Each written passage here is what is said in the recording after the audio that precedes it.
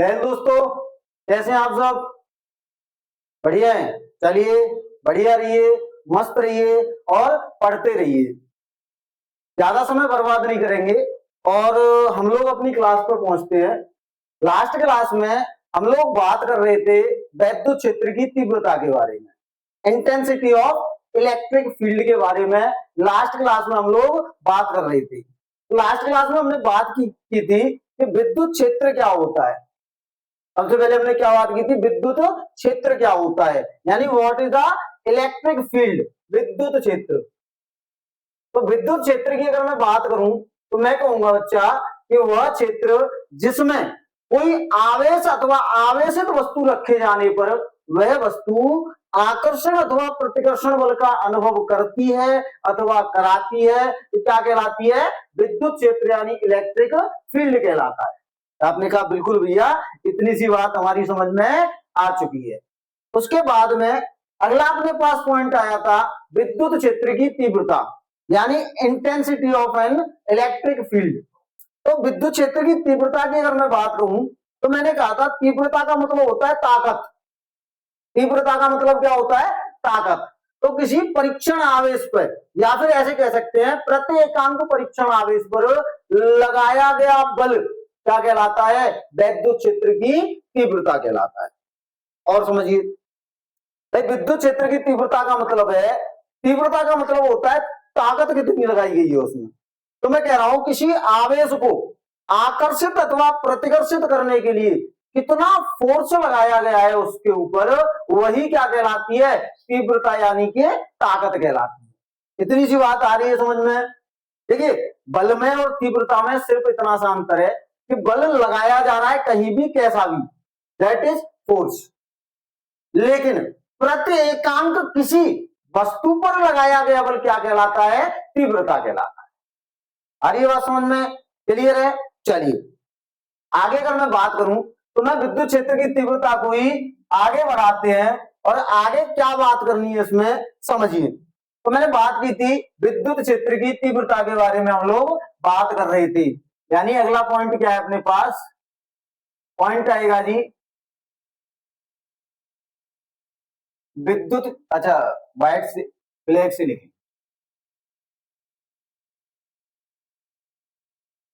अगला पॉइंट है अपने पास विद्युत क्षेत्र की, विद्युत क्षेत्र की,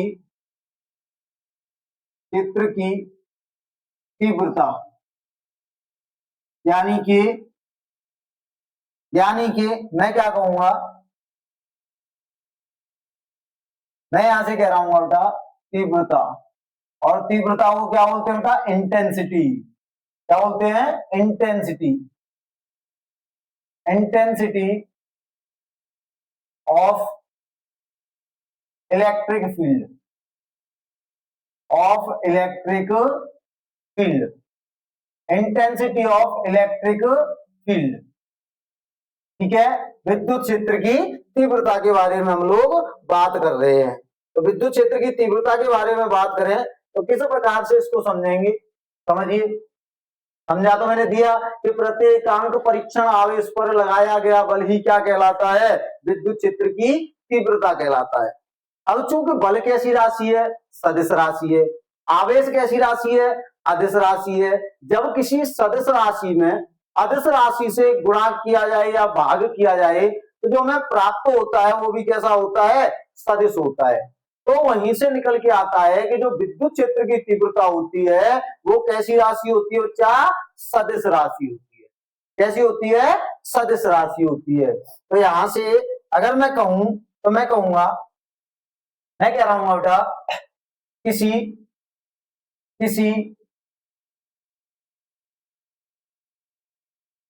ऐसे कह दूं, सीधा सीधा सीधा सीधा क्या बोल दूं कि प्रति एकांक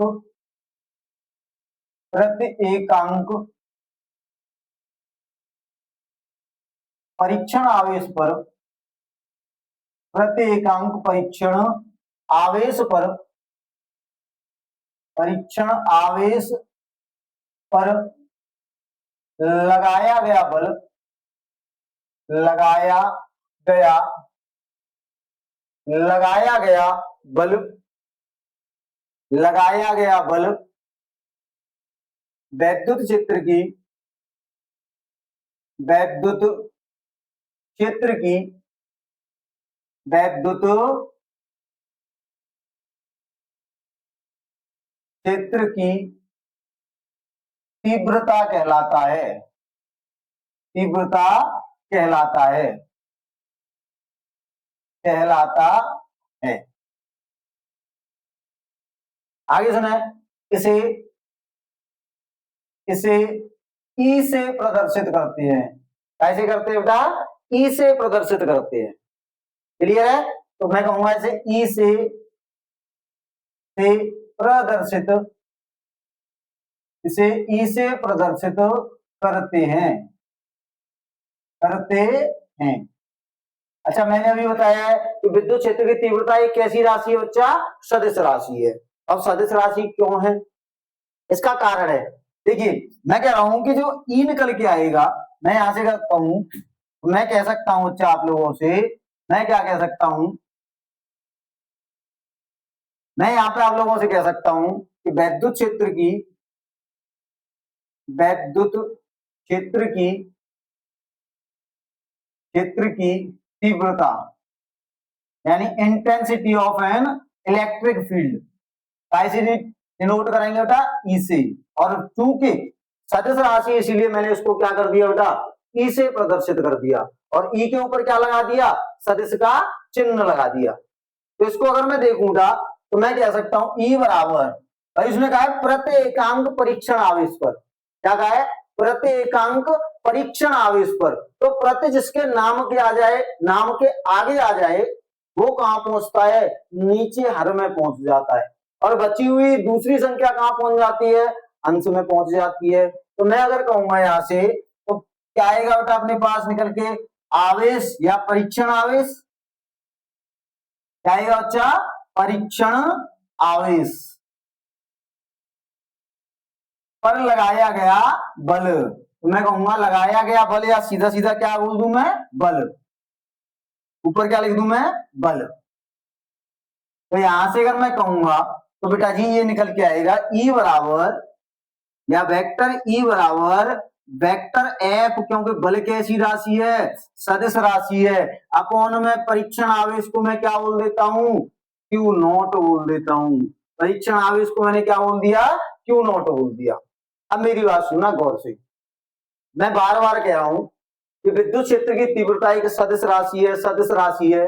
आपने कहा भैया सदिश राशि है, लेकिन कैसे, क्यों इसको सदिश राशि कहेंगे? तो मेरी बात सुनना, मैं ये कह रहा हूं कि बल कैसी राशि है?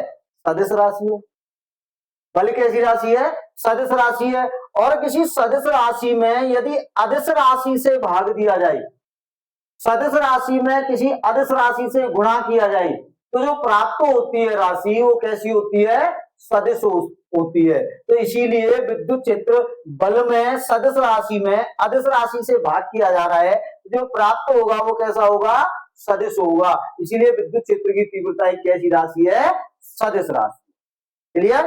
तो यहां से अगर मैं कहूं तो मैं कहूंगा यह एक, यह एक कैसी राशि है बेटा? सदिश राशि है। कैसी राशि है? सदिश राशि, सदिश राशि है। अब इतनी सी बात हमने कर ली। मैंने एक चीज बताई थी बेटा कि जब भी हम किसी फॉर्मूले की बात करेंगे तो हम उसके मात्रक और विमाओं की बात अवश्य कर रहे होंगे, ताकि एक तो मात्रक की और दूसरा विमाओं की। क्योंकि एक नंबर में डायरेक्टली क्वेश्चन पूछा जाता है, पूछ लेगा आपसे कि विद्युत क्षेत्र की तीव्रता की राशि, विद्युत क्षेत्र की तीव्रता का मात्रक क्या होता है, या फिर पूछ लेगा विद्युत क्षेत्र की तीव्रता की विमा क्या होगी। जब पूछ लेगा तो हम पहले से अगर जान के चलेंगे तो बता सकते हैं कि नहीं। दूसरा, मान लो हमें याद नहीं है तो हम निकाल तो सकते हैं अगर तरीका हमें पता होगा तो, ठीक है? इसीलिए हम निकाल के चलेंगे। तो अगला पॉइंट क्या हो जाएगा अपने पास? अगला पॉइंट हो जाएगा बेटा,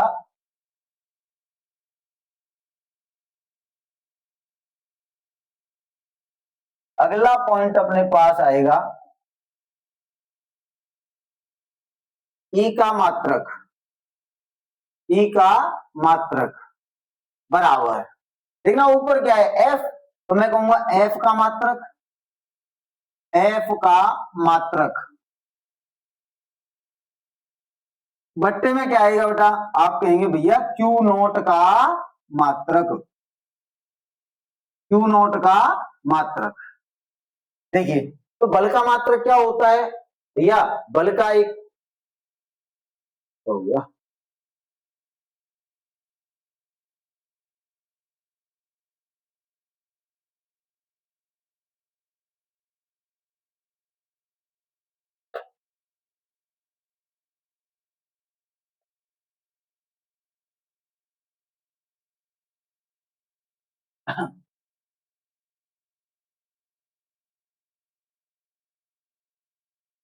हाँ जी बच्चा, तो आपने कहा कि भैया बल का मात्रक क्या होता है, तो मैं कहूंगा बल का मात्रक क्या होता है न्यूटन, और नीचे क्या है क्यू नॉट, और क्यू नॉट का मतलब क्या है अपने पास, क्यू नॉट का मतलब अपने पास आवेश, तो आवेश का मात्रक क्या होता है कूलाम, तो क्या निकल के आएगा न्यूटन, न्यूटन प्रति कूलाम, या न्यूटन बट्टे में कूलाम, या अथवा और क्या हो सकता है इसका मात्रक। देखिए मैं कहूं न्यूटन के मात्रक को अगर मैं बल के मात्रक को मैं ऐसा ही पद्धति में देखूं तो क्या होता है किलोग्राम मीटर प्रति सेकंड स्क्वायर, भाई क्या होता है बल का मात्रक किलोग्राम मीटर प्रति,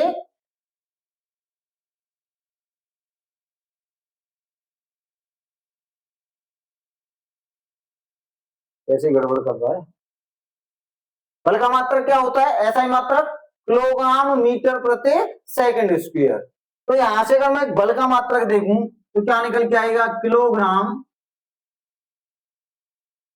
मीटर बट्टे में सेकंड स्क्वायर, सेकंड स्क्वायर, ये तो काय का हो गया बेटा बल का हो गया। और नीचे देखूं क्यू नॉट का मात्रक, तो आपको पता है क्यू बराबर कितना होता है, तो आपने कहा भैया आई इंटू में टी होता है, भाई जब मैं बल करा रहा था कूलाम का नियम आप लोगों को कराया था तब भी तो बताया था क्यू का मात्रक, तो आपने वो कहा जी ये तो हो जाएगा, ये हो जाएगा ampere, ampere metre, sorry ampere second, समय का क्या होता है सेकंड, क्या हो जाएगा एम्पियर सेकंड, एम्पियर सेकंड हो जाएगा, काय का मात्रक हो जाएगा एम्पियर सेकंड, तो आपने कहा भैया एम्पियर सेकंड हो जाएगा आवेश का मात्रक, काय का आवेश का मात्रक, बस रख दो यहां पे भट्टे में आएगा तो क्या आएगा ampere, ampere second, ampere second, तो बस इन सबको क्या कर दो मिला दो, क्या करेंगे क्या निकल के आएगा किलोग्राम, किलोग्राम, अच्छा यहां से देखो मीटर भट्टे में क्या आएगा सेकंड स्क्वायर एम्पियर, भाई सेकंड स्क्वायर नहीं सेकंड की घात तीन, तीन हो जाएगी ना, दो ये रही और यहां कुछ नहीं है तो घात कितनी है एक है, तो क्या होगा सेकंड क्यूब, सेकंड क्यूब, और साथ में क्या आएगा एम्पियर, ये क्या हो जाएगा इसका मात्रक हो जाएगा, एक तो ये हो जाएगा मात्रक, एक तो कौन हो जाएगा बच्चा अपने पास में मात्रक ये हो जाएगा, दूसरा कौन सा हो जाएगा अपने पास, तो आपने कहा भैया दूसरा मात्रक हमारे पास ये हो गया, क्लियर है कोई दिक्कत नहीं है। चलिए अब मैं बात कर लेता हूं ई की विमा, ई की विमा के बारे में, विमा, अब देखिए विमा बताता है ये वाला जो ऐसा ही मात्रक होता है वही क्या बताता है विमा बताता है, क्या बताता है बच्चा विमा बताता है, तो देखिए किलोग्राम यानी कि एम, किलोग्राम यानी कि एम, मीटर यानी length L divided by second time T, और सेकंड की घात तीन है तो टी की घात कितनी आएगी तीन, और साथ में क्या आएगा एम्पियर यानी ए, तो इस प्रकार से हमने क्या देखा विमा निकाली, और विमाओं को अगर मैं एक जगह इकट्ठा करूं तो सबको ऊपर ले जाओ, जो नीचे है उनको कहां ले जाओ, ऊपर ले जाओ। तो देखिए m तो m रहेगी, m तो m रहेगी, l l रहेगी, t की घात 3 ऊपर जाएगी तो t की घात -3, a ऊपर जाएगी, यहां कुछ नहीं है तो घात एक ही तो है, तो कितना हो जाएगा, a की घात कितनी हो जाएगी, -1 हो जाएगी। तो इस प्रकार से हम क्या देखते हैं, हमने देखा e की विमा, e की विमा कितनी आई बच्चा अपने पास, m l t पे -3 a पे -1। क्लियर, यहां तक किसी को कोई डाउट, कोई दिक्कत, कोई परेशानी? आपने कहा भैया कोई दिक्कत कोई परेशानी नहीं है। एक बार नोट डाउन करिए।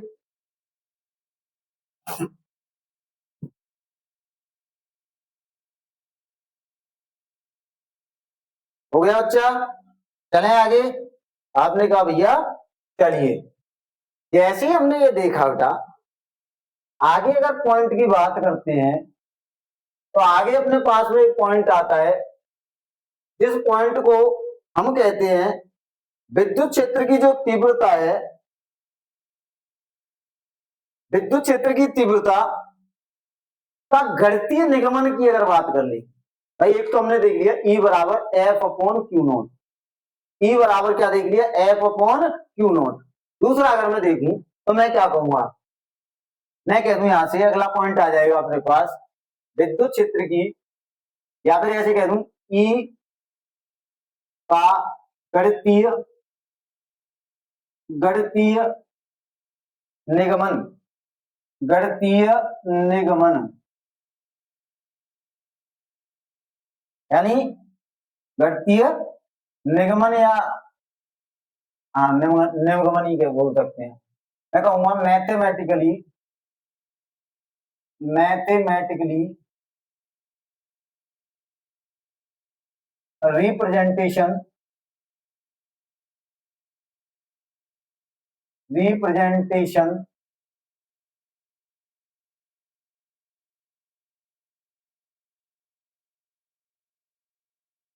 ऑफ ई,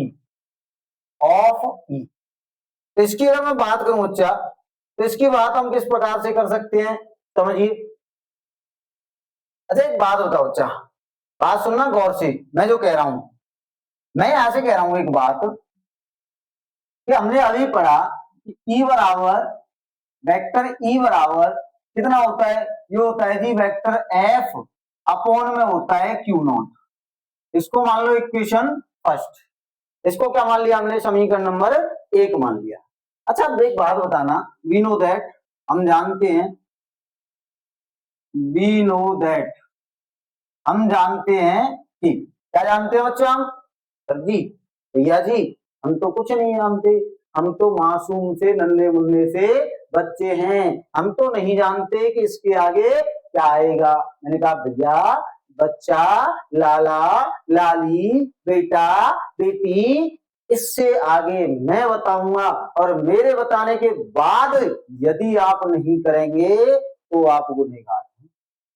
अभी तक तो टेंशन लेने की आवश्यकता नहीं है, लेकिन जब मैं करा दूं तब भी अगर आप ना करें, फिर आप अपने आप को क्या कर रहे हैं, धोखा दे रहे हैं।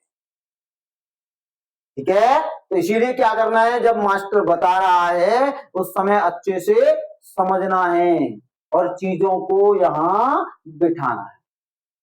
इसको अगर मैं कहूं तो मैं जानता हूं बच्चा, मैं क्या जानता हूं कि F बराबर होता है अपने पास, कितना होता है, 1/4 पाई एप्सिलॉन नॉट, कूलम के नियम में पढ़ के आए हैं, कितना होता है Q1 Q2, तो मैंने एक तो मान लिया Q और एक मान लिया Q नॉट, एक तो मान लिया Q और एक मान लिया मैंने Q नॉट, अपॉन में क्या होता है, अपॉन में R स्क्वायर। इसको मान लो समीकरण नंबर 2, इसको क्या मान लिया मैंने बच्चा, समीकरण नंबर 2 मान लिया।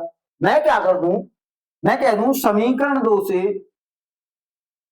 समीकरण 2 से f का मान, f का मान समीकरण, समीकरण 1 में रखने पर क्या कंडीशन निकल के आएगी, put the value of f in equation first by equation second. क्या करेंगे बेटा, put the value of F in equation first बाया इक्वेशन सेकंड। तो समीकरण 1 के द्वारा और समीकरण 2 के द्वारा एफ का मान समीकरण 1 में रखने पर रखो बच्चा, कितना आएगा, इज इक्वल टू कितना आएगा, एफ का मान ये रहा साहब, कितना 1/4 pi epsilon naught q q naught divided by r square, और पूरे के बट्टे में कितना है, क्यू नॉट है, पूरे के बट्टे में कितना, क्यू नॉट। तो क्यू नॉट से Q not cancel out, Q not से क्यू नॉट क्या हो गया बच्चा, कैंसिल आउट। तो यहां से ई बराबर अपने पास निकल के आएगा, कितना आएगा बच्चा, 1/4 पाई एप्सिलॉन नॉट, और जी क्यू अपॉन में कितना हो जाएगा, आर स्क्वायर, और मात्रक होता है इसका न्यूटन प्रति कूलम। क्या होता है मात्रक, न्यूटन प्रति कूलम होता है। यहां तक किसी को कोई डाउट, कोई दिक्कत, कोई परेशानी? आपने कहा भैया कोई दिक्कत कोई परेशानी तब तक नहीं है जब तक आप हमारे साथ हैं। क्लियर, आगे बात समझ में, करिए एक बार नोट डाउन।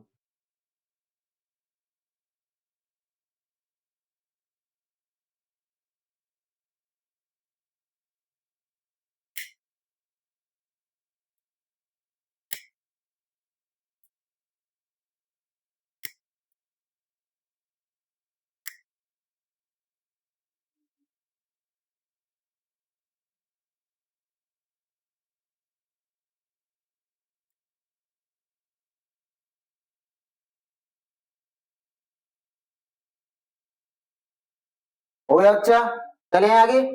आपने कहा भैया बिल्कुल चलिए, आपने क्या कह दिया भैया, बिल्कुल चलिए। चलिए अगले पॉइंट की बात कर रहे हैं। देखिए जैसे ही हमने विद्युत क्षेत्र पढ़ा, विद्युत क्षेत्र की तीव्रता पढ़ी, अपने पास अगला एक पॉइंट आता है, जिस पॉइंट को हम लोग बोलते हैं बच्चा विद्युत बल रेखाएं। क्या बोलते हैं, विद्युत बल रेखाएं, इलेक्ट्रिक, ऐसे बोल सकते हैं इलेक्ट्रिक लाइन फोर्स या इलेक्ट्रिक लाइन ऑफ फोर्स। विद्युत बल रेखाएं होती क्या है, बात आ रही है कि विद्युत बल रेखाएं होती क्या है। तो मैं यहां से कहूंगा कि विद्युत बल रेखाएं वे काल्पनिक रेखाएं होती हैं, विद्युत बल रेखाएं वे काल्पनिक रेखाएं होती हैं जिनके किसी बिंदु पर यदि स्पर्श रेखा खींची जाए, जिनके किसी बिंदु पर यदि स्पर्श रेखा खींची जाए तो वह विद्युत क्षेत्र की दिशा को प्रदर्शित करे। शॉर्ट फॉर्म में डायरेक्टली मैं ऐसे बोल सकता हूं कि विद्युत बल रेखाएं वे काल्पनिक रेखाएं होती हैं जो विद्युत क्षेत्र की दिशा को प्रदर्शित करती है। अरे बात समझ में, विद्युत बल रेखाएं वे काल्पनिक रेखाएं होती हैं, विद्युत बल रेखाएं वे काल्पनिक रेखाएं होती हैं जो विद्युत क्षेत्र की दिशा को प्रदर्शित करती है। ठीक है, चलिए तो यहां से अगला अपने पास जो पॉइंट आएगा वो पॉइंट आएगा बच्चा विद्युत बल रेखाएं। अगला पॉइंट है विद्युत बल रेखाएं, विद्युत बल रेखाएं यानी इसे बोलते हैं इलेक्ट्रिक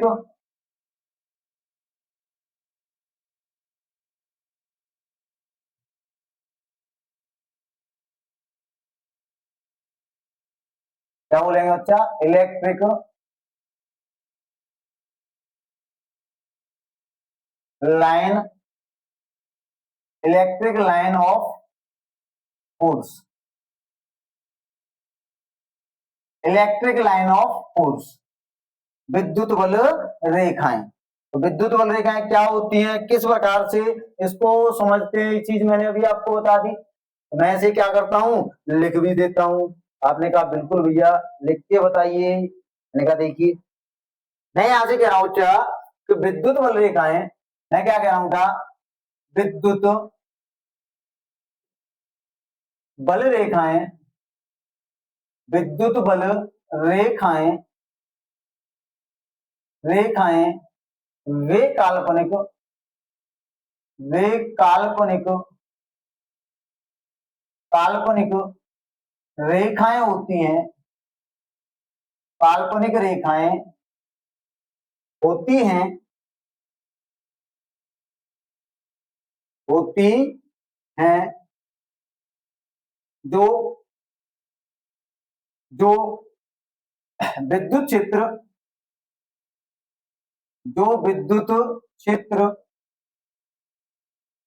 की दिशा को विद्युत क्षेत्र की काय को बच्चा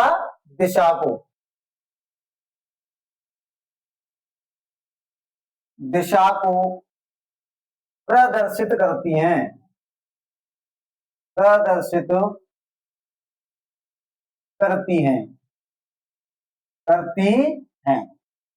करती है बेटा? जो विद्युत क्षेत्र की दिशा को प्रदर्शित करती हैं वे काल्पनिक रेखाएं क्या होती हैं? विद्युत बल रेखाएं। भैया काल्पनिक क्यों बोला आपने? विद्युत बल रेखाओं को काल्पनिक रेखाएं क्यों बोला? तो बच्चा विद्युत बल रेखाएं काल्पनिक रेखाएं तो होती हैं भाई, सीधी सी बात है। एक आवेश मेरे पास ये रखा है, ऐसे समझे,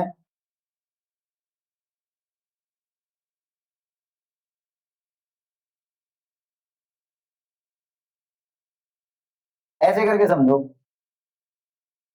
देखिए एक आवेश मेरे पास यहां रखा है, दूसरा आवेश मेरे पास यहां रखा है। अब यहां से समझना, मान लो यहां धनावेश रखा है,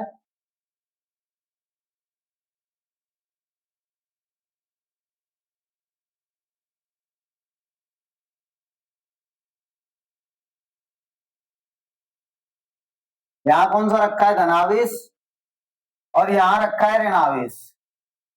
ठीक है, अब समझना विद्युत बल रेखाओं को। मैं ये कह रहा हूं कि विद्युत बल रेखाएं कैसी होती है बेटा? काल्पनिक रेखाएं। अर्थात मैं यहां से अगर देखूं तो भाई इनके बीच में या फिर इन दोनों में कंडीशन क्या हो रही होगी? भाई दोनों विपरीत प्रकृति के आवेश हैं, तो एक दूसरे को अट्रैक्ट कर रहे होंगे, आकर्षित कर रहे होंगे। तो कोई ना कोई तो है जो इन दोनों के मध्य संबंध स्थापित कर रहा है। भाई ये दोनों एक दूसरे को आकर्षित कर रहे हैं, या फिर मैं समान प्रकृति के आवेश रखता तो प्रतिकर्षित कर रहे होती। तो कोई तो है इनके बीच में जो इन दोनों के मध्य संबंध स्थापित कर रहा है। उसी कोई ना कोई हम क्या बोलते हैं? विद्युत बल रेखाएं बोलते हैं। क्या बोलते हैं बच्चा? विद्युत बल रेखाएं बोलते हैं। आ रही है ना बात समझ में? तो मैं ये कह रहा हूं, अब दिखाई तो दे रही है, दिखाई तो देती नहीं है। वास्तव में जब दिखाई नहीं देती तो इसीलिए तो हम उसको क्या बोल रहे हैं? काल्पनिक रेखाएं बोल रहे हैं। क्या बोल रहे हैं बच्चा? काल्पनिक रेखाएं। ठीक है, आ रही बात समझ में? यानी इनके मध्य में इस प्रकार से क्या होंगी बेटा? कुछ रेखाएं होंगी।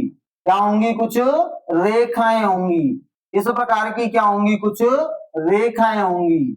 उन रेखाओं को ही बोलते हैं हम काल्पनिक विद्युत बल रेखाएं या विद्युत बल रेखाएं। क्लियर है? अब मेरी बात सुना गौर से।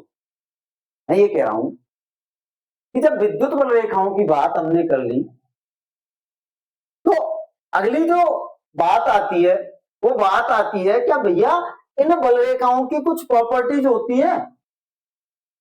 इन विद्युत बल रेखाओं की कुछ प्रॉपर्टीज होती है, कुछ गुण होते हैं क्या? मैंने कहा बिल्कुल होते हैं बच्चा। और कौन कौन से गुण होते हैं पहले एक बार समझ लें, उसके बाद में क्या करेंगे? लिखेंगे।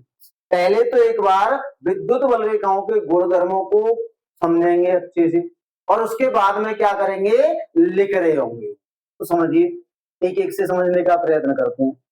सबसे पहला पॉइंट कहता है कि विद्युत बल रेखाएं सदैव धनावेश से शुरू होकर ऋणावेश पर समाप्त होती।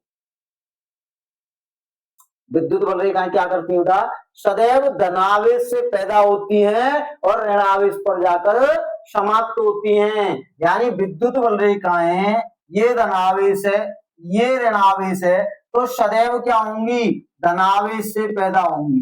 सदैव क्या होंगी बच्चा, धनावेश से पैदा होंगी, और समाप्त कहां हो रही होंगी, सदैव ऋणावेश पर। सदैव कहां पे समाप्त हो रही होंगी, ऋणावेश पर समाप्त हो रही है। पहला पॉइंट समझना है। दूसरा पॉइंट समझे, दूसरे पॉइंट की, ये पहला पॉइंट हो गया अपना। दूसरे पॉइंट की अगर मैं बात करूं तो दूसरा पॉइंट कहता है कि विद्युत बल रेखाएं कभी भी एक दूसरे को नहीं काटती। विद्युत बल रेखाएं कभी भी एक दूसरे को नहीं काटती। कैसे, समझो। मैं ये कह रहा हूं कि एक धनावेश है, दूसरा ऋणावेश है, एक बल रेखा ऐसे गई और दूसरी बल रेखा यहां से ऐसे करके निकल जाए।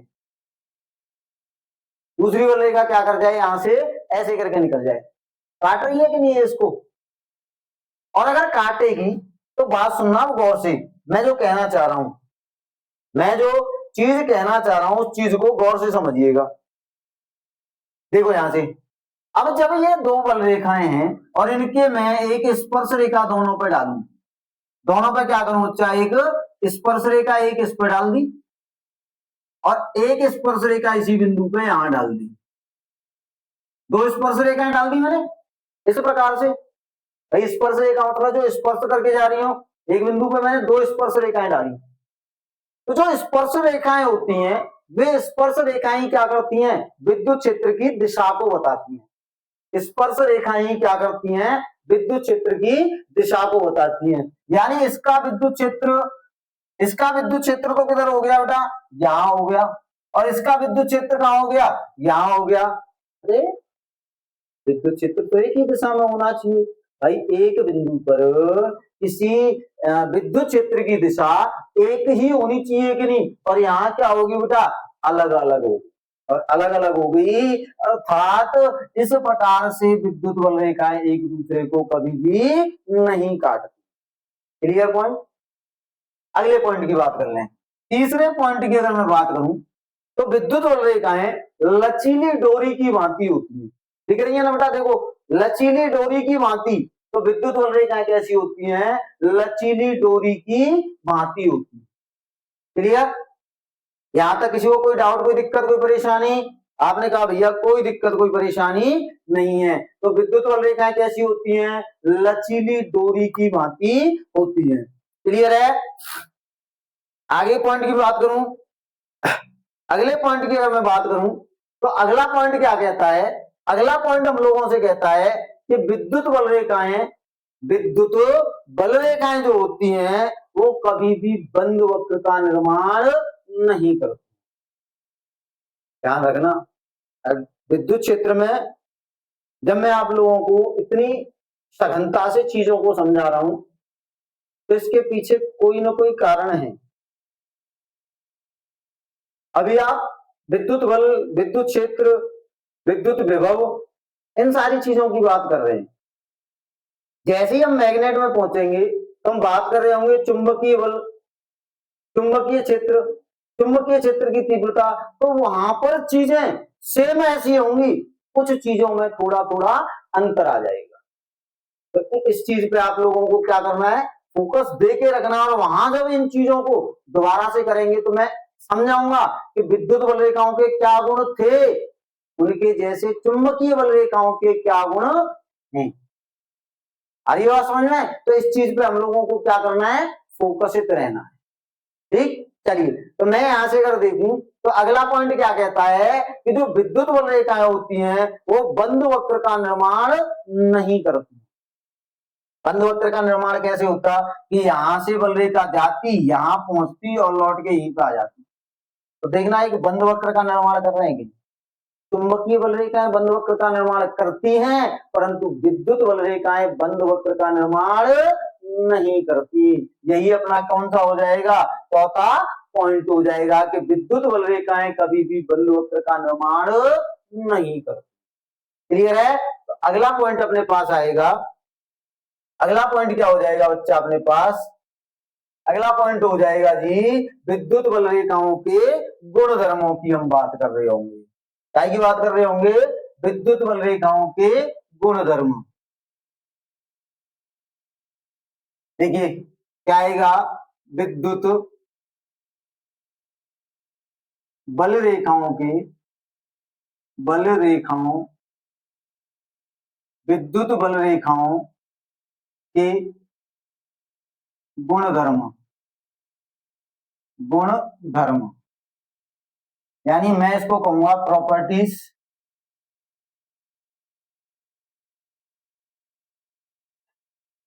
Of electric field lines electric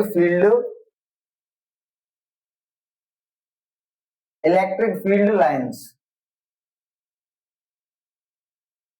विद्युत बल रेखाओं के गुणधर्मों की क्या कर रहे हैं हम लोग, बात कर रहे हैं। यहाँ पे क्या की बात कर रहे हैं, विद्युत बल रेखाओं के गुणधर्मों की बात कर रहे हैं। अब समझिएगा, मैं यहां से अगर कहूं पहला गुण क्या कहता है कि विद्युत बल रेखाएं सदैव धनावेश से उत्पन्न होती हैं और ऋणावेश पर जाकर समाप्त होती हैं। तो मैं अगर पहला पॉइंट की बात करूंगा, मैं कह रहा हूं विद्युत बल रेखाएं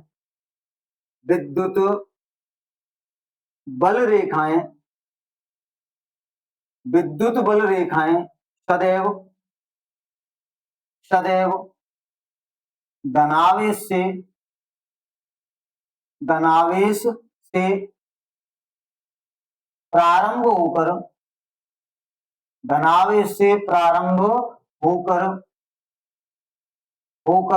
ऋणावेश पर समाप्त होती हैं। ऋणावेश पर समाप्त होती हैं। ऋणावेश पर क्या होती है बच्चा, समाप्त होती हैं। धनावेश से पैदा होती हैं और ऋणावेश पर समाप्त हो जाती हैं। जैसे अगर मैं बात करूं बच्चा, तो मैं क्या कह सकता हूं आप लोगों से कि मान लो एक आवेश आपके पास ये है, दूसरा आवेश आपके पास में ये है, ये दो आवेश हैं आपके पास। और यहां से अगर मैं बात करूं तो मैं क्या कहूंगा बेटा कि यहां मान लो एक धनावेश है, यहां पे आपके पास ऋणावेश है, एक धनावेश है दूसरा ऋणावेश है, ठीक है। तो बल रेखाएं क्या होंगी, बल रेखाएं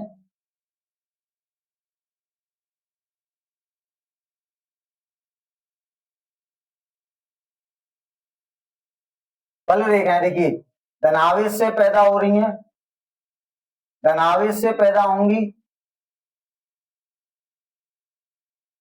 धनावेश से पैदा होंगी और क्या हो रही होंगी बेटा, ऋणावेश पर जाकर समाप्त हो रही होंगी। क्या हो रही होंगी, ऋणावेश पर जाकर समाप्त हो रही होंगी।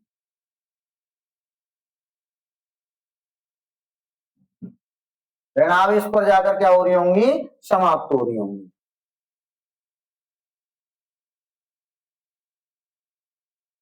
देखिए ये क्या होगी अपने पास, विद्युत बल रेखाएं हो गई। ये क्या होगी बच्चा अपने पास में, विद्युत बल रेखाएं। देख लो गौर से, धनावेश से पैदा हो रही है और ऋणावेश पे जाके समाप्त हो रही है। क्लियर है। अगले पॉइंट की मैं बात कर लूं, दूसरे पॉइंट की अगर मैं बात करूं तो मैं यहां से कह सकता हूं, क्या कह सकता हूं क्या कि विद्युत बल रेखाएं क्या होती हैं, दूसरा पॉइंट है अपने पास, विद्युत बल रेखाएं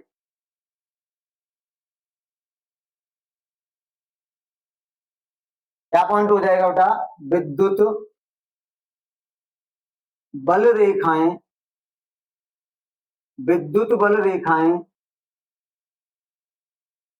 कभी भी एक दूसरे को नहीं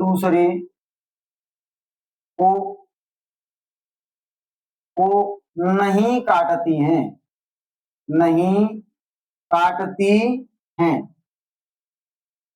कभी भी एक दूसरे को नहीं काटती हैं। अगले पॉइंट की मैं बात कर लूं, तीसरे पॉइंट की अगर मैं यहीं पे बात करूं क्या हो जाएगा, तीसरे पॉइंट की अगर मैं बात करूंगा तो मैं कह सकता हूं किसी अगर इसको मैं पूरा लिखूं तो मैं, चलो इसको पूरा लिख देता हूं, है ना। विद्युत बल रेखाएं कभी भी एक दूसरे को नहीं काटती हैं। अगर ऐसा होगा, अगर ऐसा होता, अगर ऐसा होता तो एक ही बिंदु पर, एक ही बिंदु पर, एक ही बिंदु पर, बिंदु पर दो से अधिक, दो से अधिक दिशाओं में, दो से अधिक दिशाओं में विद्युत क्षेत्र, विद्युत क्षेत्र, विद्युत क्षेत्र होता।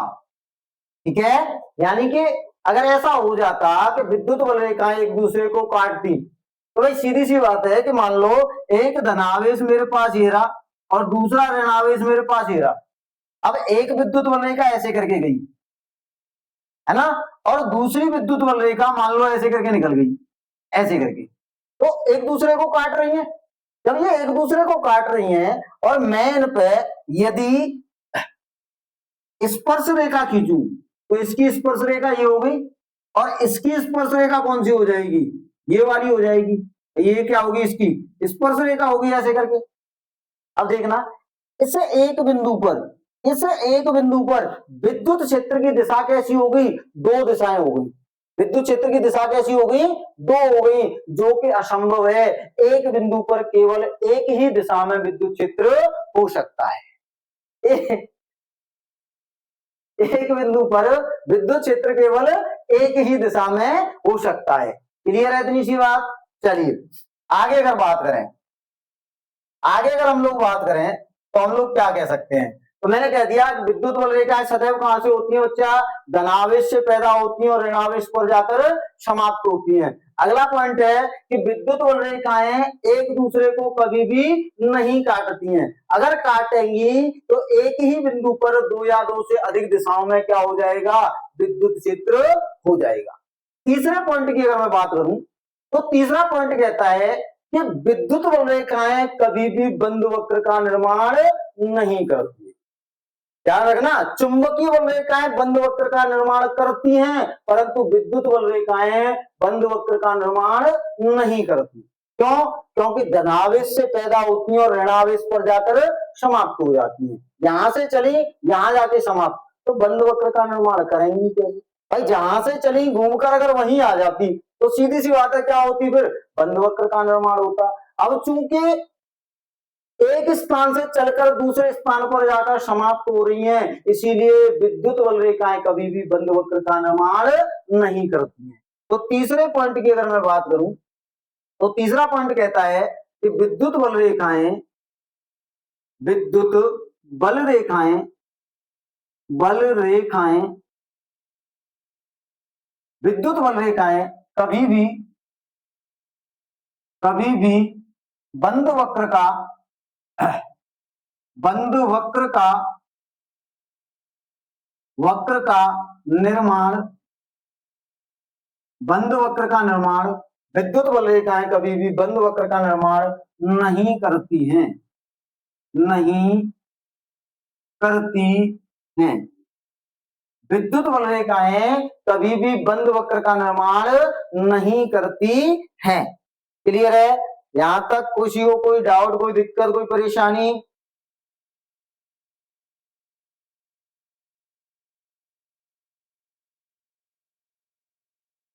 ठीक है, तो ये क्या हो गया बेटा, ये हो गए अपने पास में विद्युत बल रेखाओं के गुणधर्म। क्या हो गए, विद्युत बल रेखाओं के गुणधर्म हो गए। ठीक है, चलिए तो नोट करिए एक बार।